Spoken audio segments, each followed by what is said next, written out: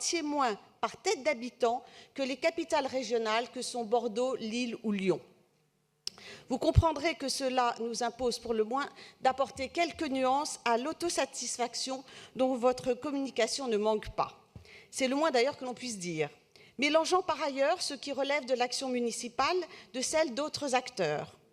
Toute forme d'excès de confiance, on le sait, est révélatrice d'une certaine fébrilité. Nous avons dû attendre d'ailleurs plusieurs années pour cette communication aujourd'hui. Car s'il faut reconnaître néanmoins des motifs de satisfaction, et j'en veux pour preuve la très bonne fréquentation des musées municipaux ou des théâtres subventionnés, des sources d'inquiétude existent bel et bien. D'abord parce que le grand mécène qu'est l'État est à bout de souffle financièrement. Il n'ira pas au-delà des engagements déjà conséquents qu'il a pris, comme la rénovation du Grand Palais, la création de la Cité du Théâtre et celle d'une deuxième salle à l'Opéra Bastille. Des chantiers étonnamment absents de votre communication. Pourquoi, Madame la maire, êtes-vous aussi discrète sur les plus importants projets du quinquennat en matière culturelle?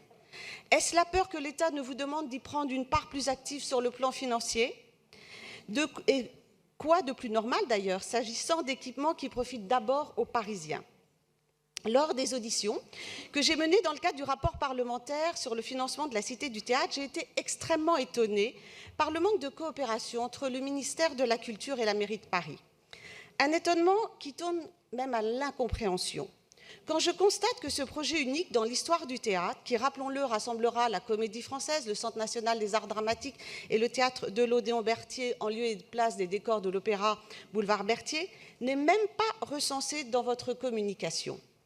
Vous y écrivez pourtant, ouvrez les guillemets, « faire confiance et travailler avec tous ceux qui font la culture à Paris ». Fermez les guillemets.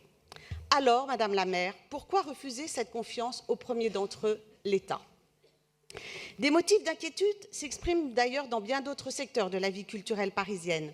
Je pense à notre réseau de libraires, par exemple. Que fait concrètement la mairie de Paris pour soutenir les 750 libraires fragilisés par les géants du numérique? Je pense aussi à notre patrimoine culturel qui est en danger. Vous affichez des investissements à hauteur de 80 millions d'euros sous votre mandature. Mais votre action peine à trouver sa traduction sur le terrain. Les attentes sont nombreuses et je pense notamment à l'église Saint-Pierre de Chaillot qui, depuis 20 ans, demande en vain le ravalement de sa façade.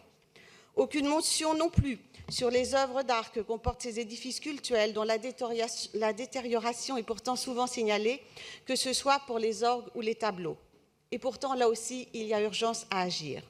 Urgence à agir également en faveur du spectacle vivant qui peine à se redresser après les attentats de novembre 2015. La fréquentation des salles est certes repartie à la hausse, mais leur situation économique demeure précaire en raison notamment des très lourds investissements qu'elles doivent consentir en matière de sécurité.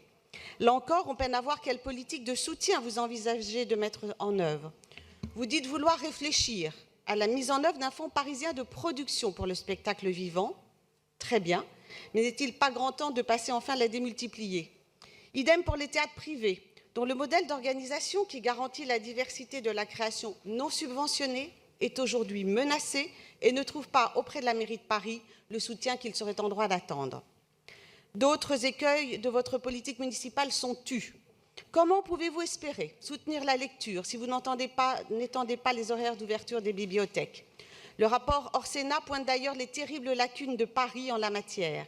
Et pourquoi attendre 2018 pour lancer l'expérimentation des contrats culture dans 3 arrondissements?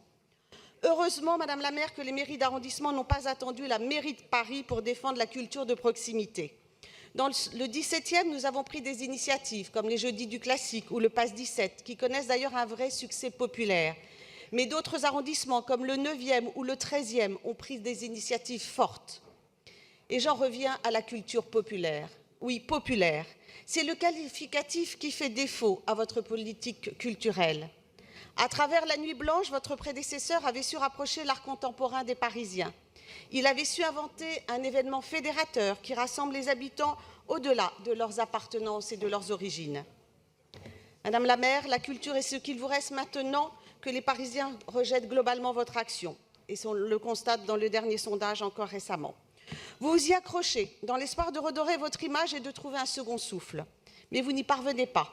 Votre communication navigue entre les habituels poncifs sur la culture, une description dithyrambique de votre bilan et quelques vagues projets, pour la plupart dont on ne saisit toujours pas la finalité.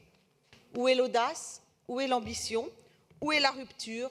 J'ai beau lire et relire la communication, Madame la maire, je n'en ai vu trace nulle part. Je vous